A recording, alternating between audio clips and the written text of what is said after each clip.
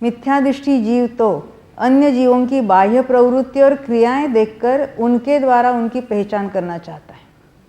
अब सम्यक दृष्टि जो चौथे गुणस्थान वाला है उसकी क्या कौन सी क्रियाएं होगी बाहर से? अभी कोई देव है, कोई देवी है सम्यक दृष्टि, तो ऐसे सफ़ेद वस्त्र पहनकर ऐसे मुंह लटका कर आएगी कि नहीं? वो तो अपनी पूरी शान से आएगी कि नहीं, सारे वैभव के साथ, अलंकार पहनकर, तो सम्यक दृष्टि है कि नहीं है? हाँ यानी किसी बाह्य वेश से सम्यक दर्शन का कोई संबंध नहीं है। अभी चौथा गुणस्थान का नाम ही अविरत सम्यक दृष्टि है, तो उसके व्रतादि हो गए कि नहीं?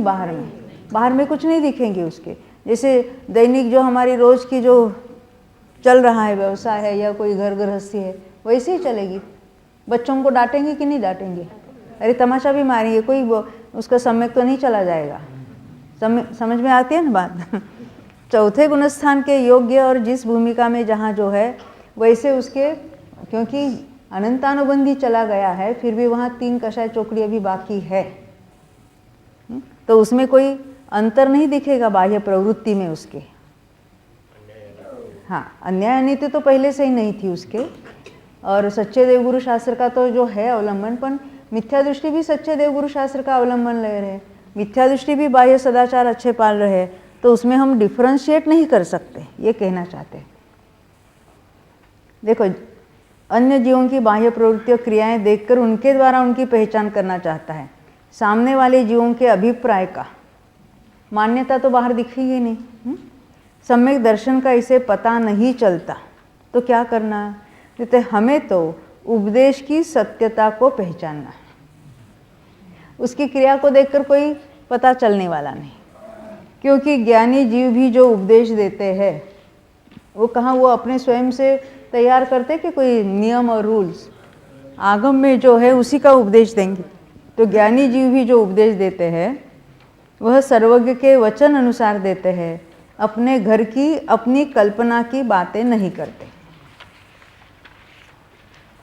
शास्त्र पढ़ने वाला भी प्रारंभ में कहता है अस्य मूल ग्रंथ कर्ता रह श्री सर्वज्ञ देवा, यानी इस ग्रंथ के मूल कर्ता कौन है? सर्वज्ञ भगवान। तदुत्तर ग्रंथ कर्ता रह श्री गणधर देवा, यानी उसके उत्तर उसके पश्चात इसकी किसने रचना की है? तो गणधर भगवान ने। अर्थात इस ग्रंथ के मूल कर्ता श्री सर्वज्ञ भगवान है।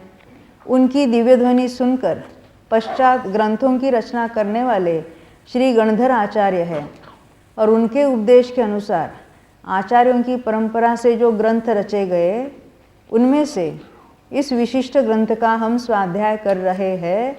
श्रोताओं सावधान होकर सुनना, ऐसा पूरा वाक्य बताया जाता है,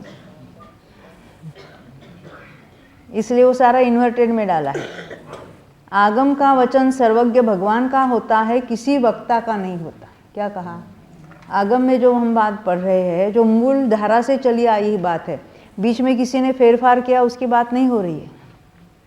मूल ग्रंथों में भी बहुत सारे फेरफार कहीं कहीं हो गए हैं और ज्ञानी उसको बराबर उसका निषेध भी करते हैं, पर जो मूल बातें चली आ रही है वो सर्वज्ञ भगवान के द्वारा बताई है, वो चली आ रही है।